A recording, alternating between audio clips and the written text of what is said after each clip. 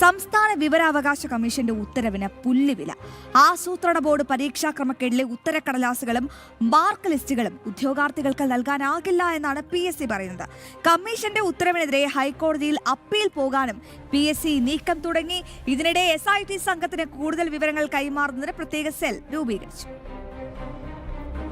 ആസൂത്രണ ബോർഡിലെ ചീഫ് നിയമനവുമായി ബന്ധപ്പെട്ട PSC പരീക്ഷാ വിവരങ്ങൾ ഉദ്യോഗാർത്ഥികൾക്ക് കൈമാറണമെന്ന് സംസ്ഥാന വിവരാവകാശ കമ്മീഷൻ നേരത്തെ ഉത്തരവിട്ടിരുന്നു. ഇതിന്റെ അടിസ്ഥാനത്തിൽ രേഖകൾ ആവശ്യപ്പെട്ട് പരാതിക്കാരനായ ഉദ്യോഗാർത്ഥി PSCയെ സമീപിച്ചപ്പോഴാണ് വാക്കുപാലിക്കാതെയുള്ള ഒളിച്ചുകളി. ഉദ്യോഗാർത്ഥിയുടെ ആവശ്യം PSC തള്ളുകയും ചെയ്തു. നിയമനത്തിന്റെ രേഖകൾ നൽകില്ലെന്ന് PSC അറിയിച്ചു.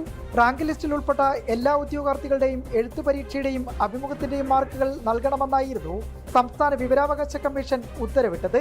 നിലവിലെ തീരുമാനം സംസ്ഥാന വിവരാവകാശ കമ്മീഷനെ PSC അറിയിക്കും.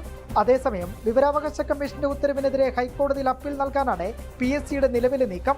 ഇതിനിടെ PSC ചെയർമാൻ 9 അംഗ പ്രത്യേക സെൽ രൂപീകരിച്ചു. SITയുടെ ചോദ്യങ്ങൾക്കുള്ള മറുപടി പല സെക്ഷനുകളിൽ നിന്ന് വാങ്ങി ക്രോഡീകരിക്കുകയാണ് ചുമതല.